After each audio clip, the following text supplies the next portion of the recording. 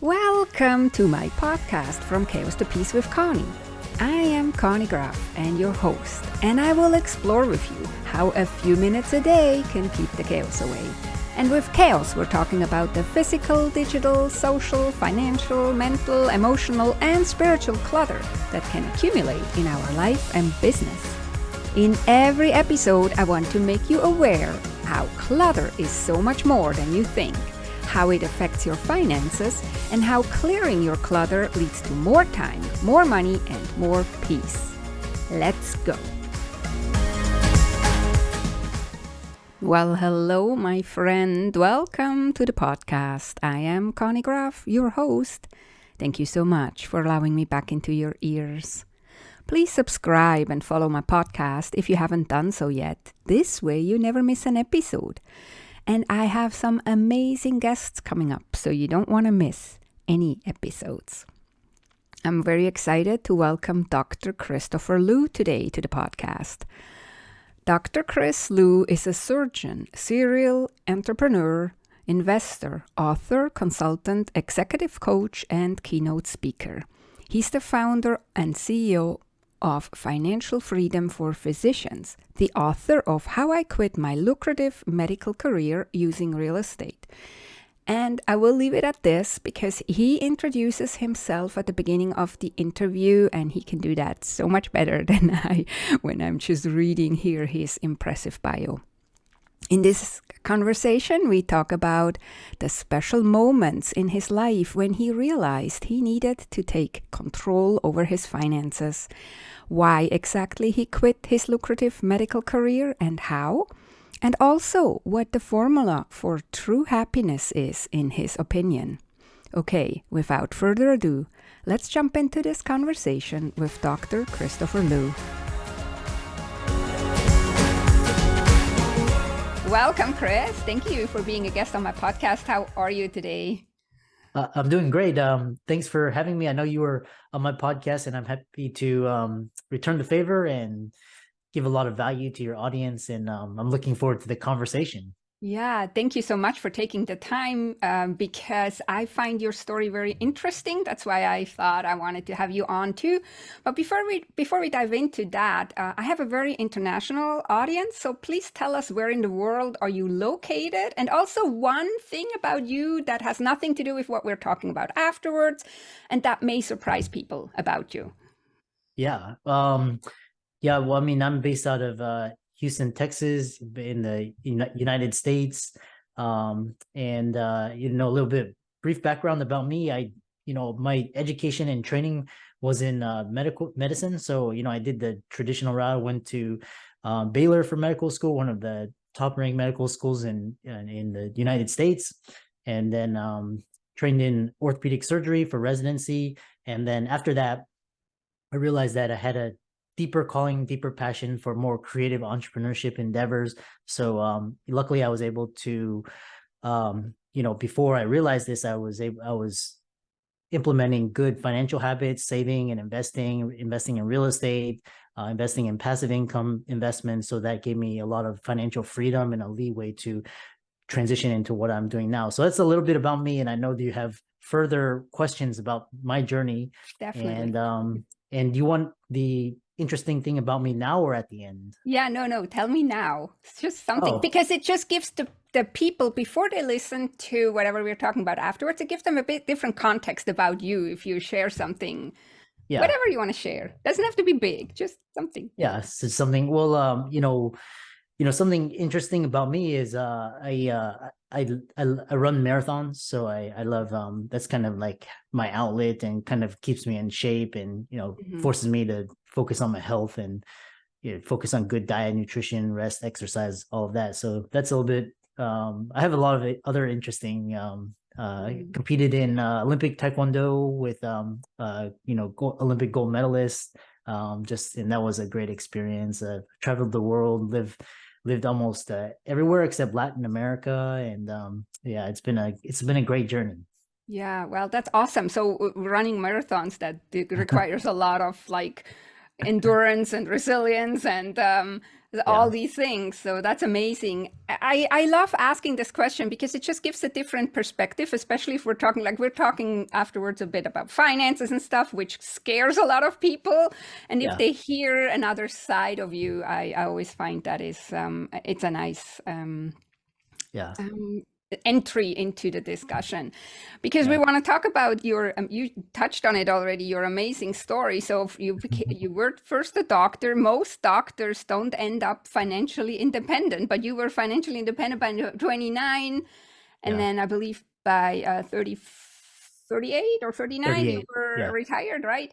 And most doctors, they end up with lots of student loan or whatever, and they're not at all financially independent. So that's a very impressive story. So first I want to ask, when did you get the idea or the bug in you to want to become financially free and independent? Yeah, well, like most people, I started my journey, I listened to the old advice, kind of, go to good school, study hard, get good grades, get a high paying job, work 60 years and, get a pension. The government's going to save you, and Social Security, and, live off your 401k. That's kind of, and your job is going to be there all the time. So, that was kind of the mantra but I think after 2000, right after the internet came, and right after the tech bubble, and right after 9/11, I saw the world really start to shift and change. And China was getting onto the global stage. They entered the WTO. So I saw all of this happening all at once while I was in medical school. And so I really realized, the world's changing. I saw the healthcare system, the healthcare crisis 20 years before it actually happened. And I told myself I have to have an exit plan, because I don't want to be here when the shit hits the fan. I have to have an exit plan. So I started my financial freedom journey in 2002. Classic book, Rich Dad, Poor Dad. I'm sure your audience has read it. If they haven't, need to pick it up. That's kind of the I don't know who point. hasn't yet. I mean, hello. Read that, and it was perfect timing. Right back then, Bush was cutting the interest rates. There was a real estate boom. Equities were going up. So it was almost like a 5-6 year period where I was able to amass a significant amount of liquid net worth. Banks were extremely easy on their lending standards. And luckily, I was safe, because the Houston real estate was really cheap. So for example, a 2-bed, 2-bath condo, 1,500 square feet, that could rent out for around $2,000 a month, you could purchase for $50,000. And amazing. So it's really you were actually wasting money renting than buying. So no brainer. I did house hacking. I did the BRR method. And so that, by that time I was still in medical school. I had financial independence, and I was financially free. But then, there's this whole collision between new age ideas and old age ideas. So my dean of my medical school, upon graduation, he asked me what I want to do for my career. And I was like, well, I want to be an entrepreneur. I want to start a company, and, I want to change the world. And he's like, set that aside, go into residency, get your board certification, practice. And once you're done practicing, then you can, if you feel like you want to start a company, do that. If I had followed that advice, I wouldn't be where I am today. So, but I took it, I took that advice, and I chose the highest paying specialty. I wasn't really passionate about any of them. I just looked at the income levels. So I chose orthopedic surgery because that was one of the highest paying specialties. I got in, and I realized when I moved from Houston to New Jersey, where my residency was, day one, I realized I had made a horrible choice. I made the wrong choice. I was only looking at income. I was not, and in my intuition, my gut told me I'd made the wrong choice. It's almost like you marry the wrong person, or you kind of you know this feeling, right? So So I toughed it out for 2 years. I lied to myself a lot. I was like, "Oh, you spend so much money, you spend so much time, you sacrifice so much, you have to keep going." Mm-hmm. And it hit a breaking point in 2008 because then I saw what was really happening. I saw the corporate greed and all the fraud and kind of like the government, bailing out these these massive corporations for Yeah. basically speculation, and we, the taxpayers, had to pay for that. So that really rubbed me the wrong way, and I did not want to be a part of that. As a physician, I was working for these high-paid CEOs that were pretty much doing nothing except playing, kind of goofing around. So September 2008 was the best thing that happened. So Mm-hmm. I turned in my keys, badge, and pager, and I set out to invest in undervalued real estate throughout Houston. So I already had that skill set, and all I needed to do was Yeah. do it full time. So Yeah. over an 8 year period, became a multimillionaire, got my financial freedom. Um, but then there was this need for other doctors because other doctors were coming to me saying, how did you do it? Can you help me? I'm Mm-hmm. suffering from burnout. I'm suffering from anxiety, depression, substance abuse. I hate my career, but I have nowhere to turn. I have all this debt. I'm broke, all this stuff. And I was like, well, I have to figure out a way to help. So I started my Mm-hmm. speaking. I've written 4 books. I've got a growing podcast, YouTube channel. And after COVID, when everybody saw what was happening, my brand exploded. So it's Yeah. been an amazing journey.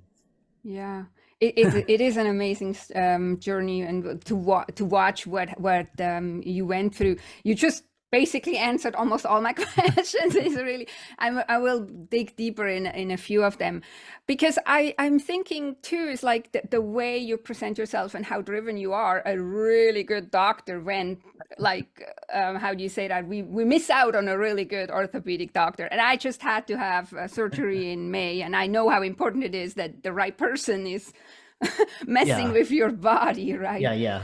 but um but yeah, so the one of my questions was, you must have not been happy with being a doctor, that you transitioned into entrepreneurship. So you answered that. But you also answered another question I wanted to ask you. And because you say on your website, what if the formula for true happiness first came with self revolution and financial freedom? So I wanted to ask you, does money and financial freedom make you happy? But I think it's the right financial freedom, I would think too, right? So Yeah. maybe talk about that a bit, because you had a good paying job, but that was not what you wanted. And you didn't listen to your gut feelings, like I think we all do once in our life, Yeah. majorly. Like we do it in small things sometimes where we notice, oh, I shouldn't have done that. And then it's not a big consequence, but we Yeah. all did it once when it was like, oh my God, we shouldn't have done that. So, Yeah. Yeah, I think so this concept of finances and money is really messed up, especially here in the United States. But I think part of it's from the media because we equate money, basically equate income with your self-worth and your status and what mhm, it can buy. So, we tout these billionaire CEOs because they have mansions and yachts and fancy cars and all of this, but really it's what money can do for you. It's like, of course you want to live a abundant lifestyle, but the concept of money is tied to consumption, so it's just basically consumption. But yeah, really what it is it's a medium that allows you to exchange value. So if you need to pay for gas or grocery, or you need to get surgery, or you want to help somebody, money is good for that. But here we equate income and status and with consumption, personal consumption. So that's kind of one of the fallacies with finances and financial freedom. And this concept is not taught in schools. Either your parents have to teach it or hand it down, or you have to have mentors, or you have to, for in my case, you have to go to books and podcasts and things, kind of get the insights and kind of put it together, which is really a travesty because money really is kind of if you, like I said, money can't solve all your problems, but it can solve your money problems, which gives you more options and can allow you that freedom to focus on your emotional health or your physical health or your relationships. And what's interesting is just hanging out with a lot of high high net worth and high income individuals, more money, it actually makes you more miserable because you have to worry about taxes. You have to worry about what are you going to do when you die? Is the government going to come in? All these things, it Yeah, adds more stress. or your family is gonna have a fight afterwards over your money, right? Yeah, or just like somebody's gonna sue you just to get a settlement out of you, all these things. So Yeah. um but yeah. Yeah, but so we talked with I talked with other guests on this podcast before about what a shame it is that we're actually like we're taught all kinds of BS in school, but Yeah, not what actually helps us in real life, and yeah, finances is one of them. And what is also sad is like people, like you just mentioned, they go for consumption, then they fill up their houses because they think that makes them happy, and it doesn't make them happy. And the interesting part is too is that other than some gurus on Instagram and possibly Facebook that show off their jets and whatever, most people that have a lot of money don't have clutter, or they don't have their house full of stuff they don't need, right? So yeah, it's actually not the consumption that makes you happy, or that what you can buy with the money. yeah, But it's so for me freedom is a high standard and a high value. So for me it's like, if the money I'm having or making can't give me time freedom, then it's not so important, right? And most people give up their money for physical clutter yeah, instead of yeah, for time freedom. yeah. Yeah. It's yeah, and it's quite interesting because when you try to talk to, like, for example, a lot of my like doctor friends, or where their families spend, just basically waste a lot of waste, and I don't say anything, but I can Hmm. see it. And when Hmm. you talk to them about this idea of time freedom or location freedom, it basically triggers them because like I said, money is a very emotional subject, because Hmm. we all have, is so important in our lives. And basically it's our relationship with these ideals. So when you think about like kind of severing the relationship between time and money, a lot of people can't fathom that because they're so used to working for Yeah. money and Yeah. trading, there's jobs. So it's quite interesting to see like people, I know who, based on their reaction, I can kind of tell how their relationship with money is. So Yeah, well, it's almost like they're brainwashed, and not to. It's not their fault, right? Because like you just said, or we just said, the whole system, the whole school system, the whole society is aimed towards that we consume, and we go to work. And I mean, the yeah, school system. I always heard that the school system was set up to create factory workers, right? Not entrepreneurs. yeah, You got even bad advice from your dean saying you shouldn't become an entrepreneur. yeah. You should just. Yeah, Although, like I said, I mean, we would need doctors. I mean, where I am here in Canada, we have for sure not enough doctors. It's a huge shortage. It's yeah, crazy. yeah. Um, you have to wait forever to get to a specialist. Hmm. It's sad. It's sad, but Hmm. we're also burning out the ones that we do have. Because I mean, one thing I never could understand is when somebody went and had to go to residency. And you probably know that better than me, but they have to work 80 or 90 hours a week. I Yeah, mean, what kind of stupid system is that we have overtired, exhausted, burned out doctors yeah. messing with our body, right? I mean, Yeah. yeah. Um, yeah, it's quite a shame because I actually really enjoyed medical school. I really enjoyed it. I enjoyed, hanging with my classmates and, learning the material. I love my rotations. And then get into residency, and it's totally not what I signed up for. I didn't Mhm. I didn't sign up to, fill out paperwork and, Yeah. do all these like I signed up to learn how to be a doctor, and that's not what is like all this nonsense. But Mhm. and like luckily I found out earlier. A lot of my classmates, they finished, and then their first job, and they're like, WTF, this is not what I signed up for, and they Yeah. struggle for Yeah. the rest of their. So yeah, like I said, there's a dichotomy between the healthcare system and healthcare training. So Yeah. and I for a lot of people that reach out to me for career advice, I tell them, make sure you know what you're getting yourself into, because, kind of TV glamorizes it, and it's like society glamorizes it, but there's a lot of things you need to know before you get into it. Make sure this is what you really want to do. So yeah, the bureaucracy compared to actually really helping people and spending your time that you're working helping people, right? I could imagine. yeah, exactly. Yeah. So, and then I don't know the exact timeline, but when you became financially independent and retired, you went and traveled for a whole year, right? That's what I Yeah. read. So I have two questions about that. So that's of course the big dream of everybody. Oh, when I can travel. So what did you learn about yourself when you traveled? Like all of a sudden not having to work and you could just travel for a whole year. What did you learn about yourself? Oh man, I think I learned more in that year than so one thing is, what was really interesting is the first 2 months were just total bliss. Like it was fantastic. And then after that 2 months, it got boring. And what I realized from that was we have to have a purpose. We have to have like a goal, a challenge, just kind of a bigger purpose to strive for. Because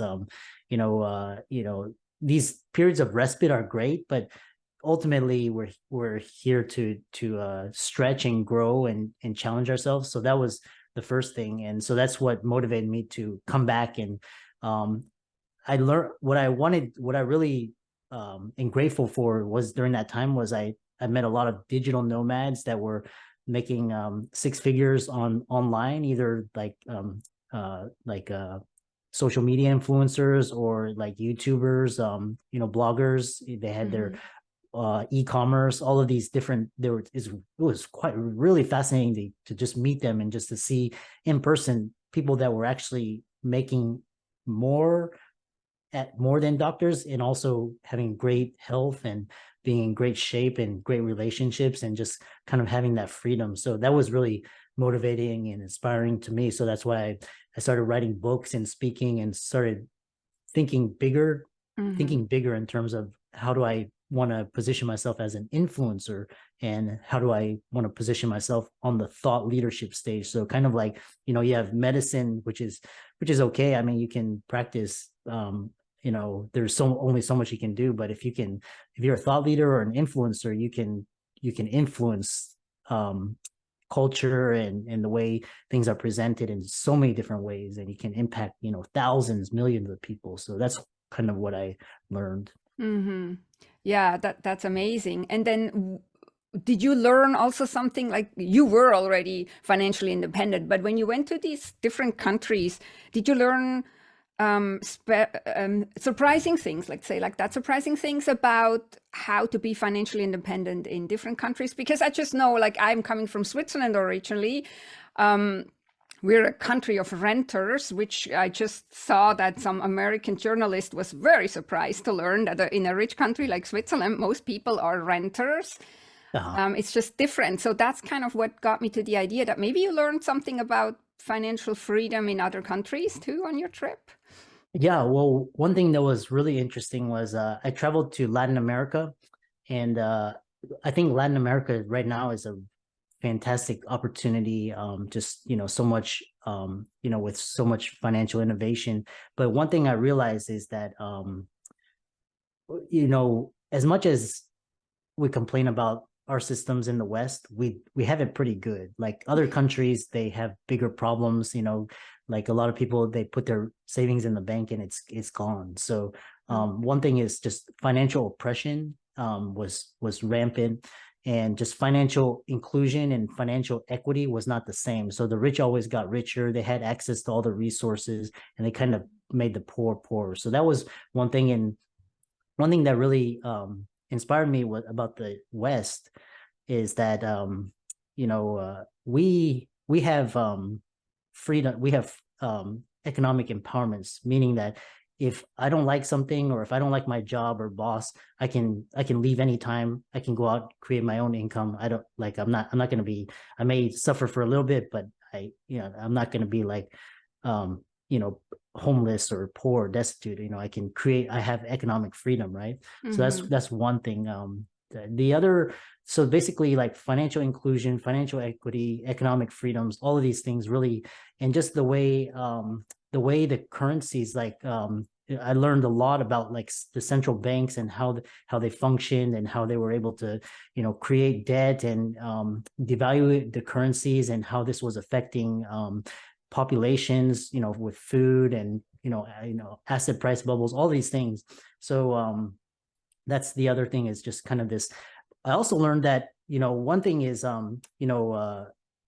people outside of the West are much happier. So, and I wanted to know why. So, especially in Europe, um, for example, Denmark, why are they they have a level of happiness that it's just, it's not tied to money. It's tied to this state of being. I think it's called Mhm. hygge, or I'm not sure if I Bigger, pronounced yeah, that. yeah. Yeah, yeah. Uh, Scandinavian, yeah. Hmm. yeah, and they're incredibly grateful, they're appreciative, and part of that is part of that kind of the culture.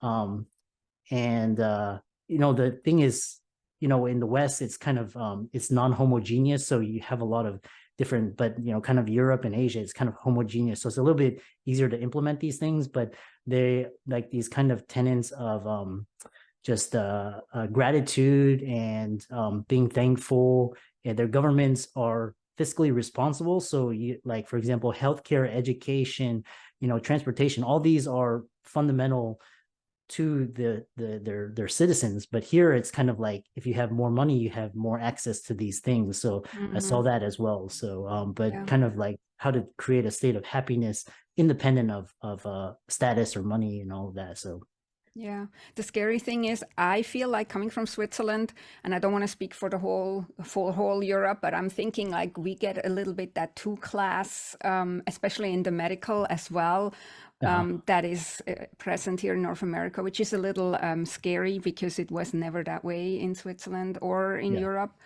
So, but we always look at towards the US. So when I was in corporate, working in corporate, for example, I was working for an American corporation, and it was just crazy what work hours we had and what we had to do compared to if I would have worked for a Swiss company, which they are just as successful, right? But they have a different culture. Yeah. So that's basically what you're also hinting at, that it's even though in Europe, especially Germany, Austria, Switzerland are very um, like also from history, we're working hard and everything, but it's still different than the crazy Yeah. hustle culture Yeah. here in North America, I find.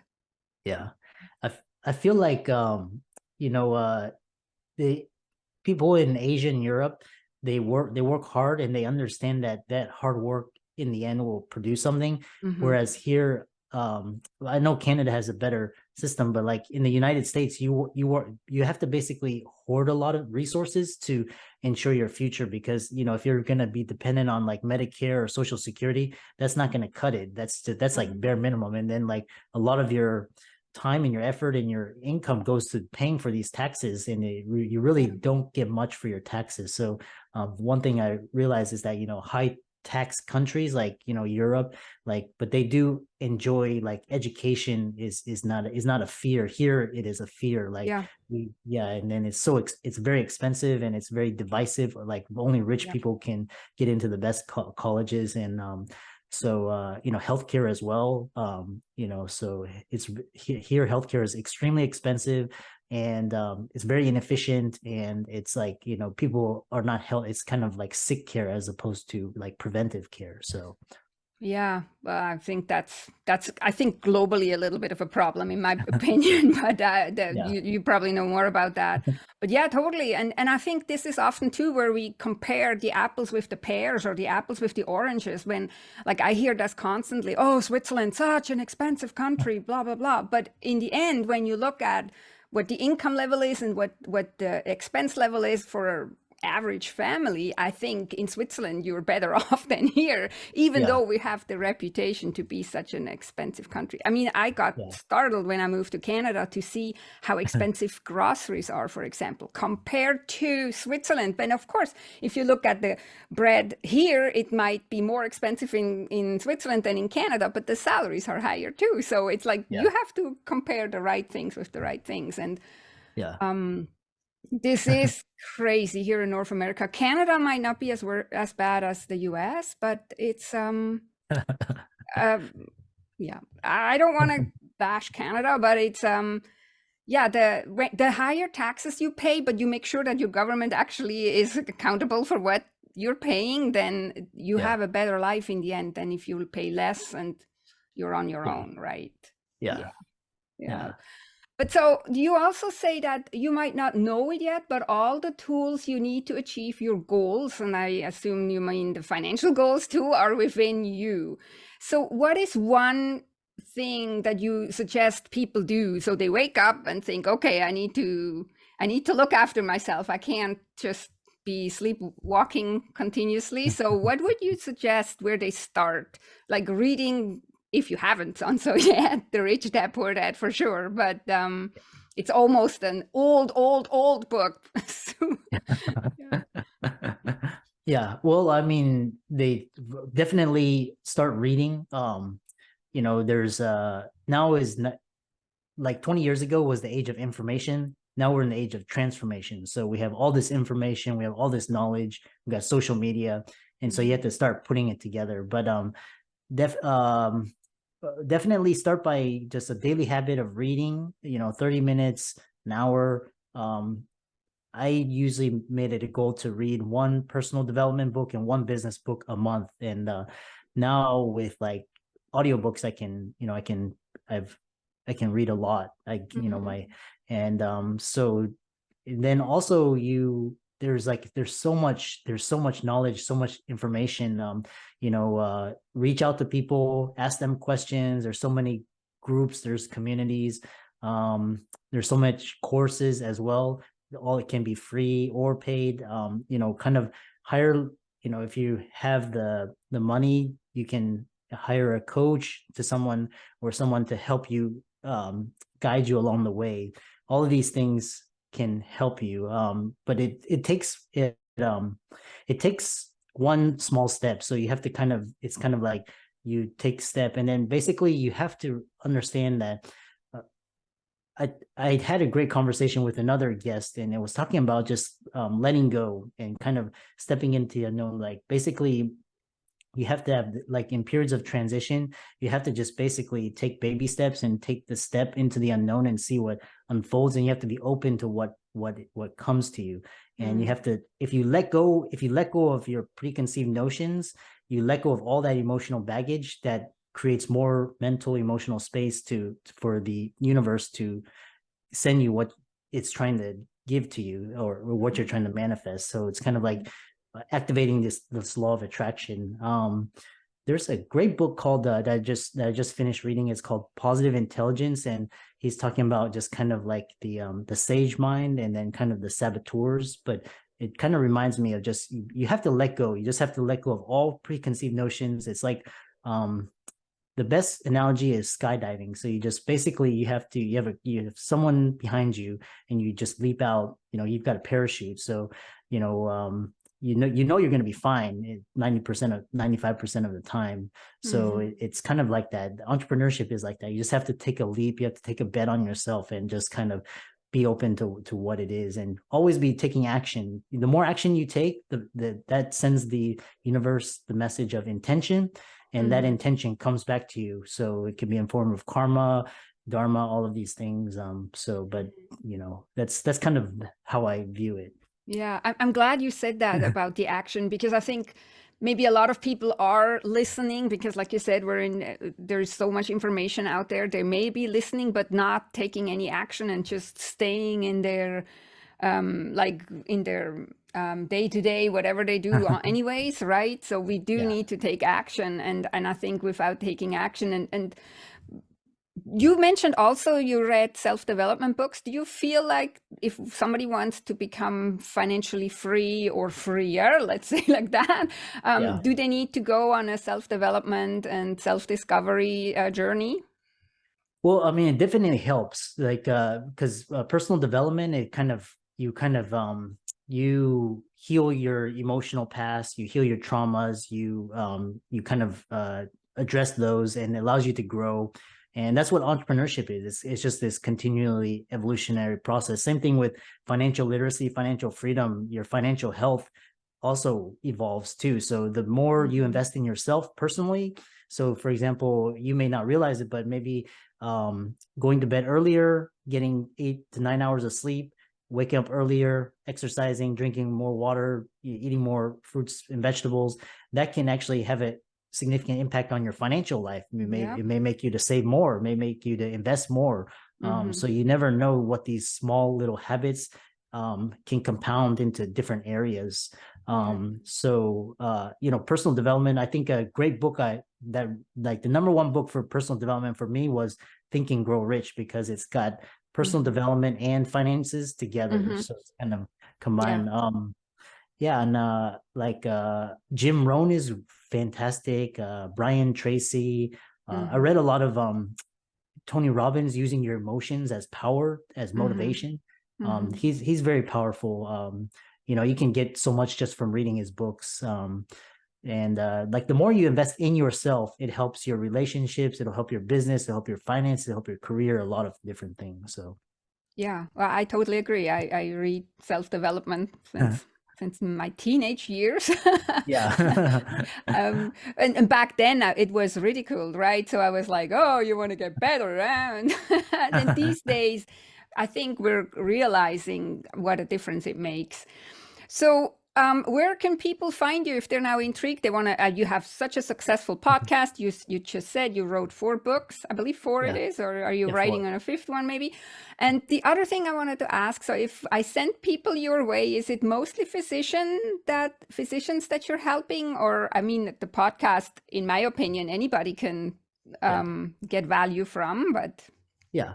Well, I mean, my audience has broadened. So like the core audience is physicians, but it's also broadened. So with YouTube and with the podcast, more like dentists and lawyers and accountants, nurses, nurse practitioners, all these, they're starting to listen, and they're starting to reach out to me as well. So you can find me you can either go to YouTube and subscribe to the Financial Freedom Podcast.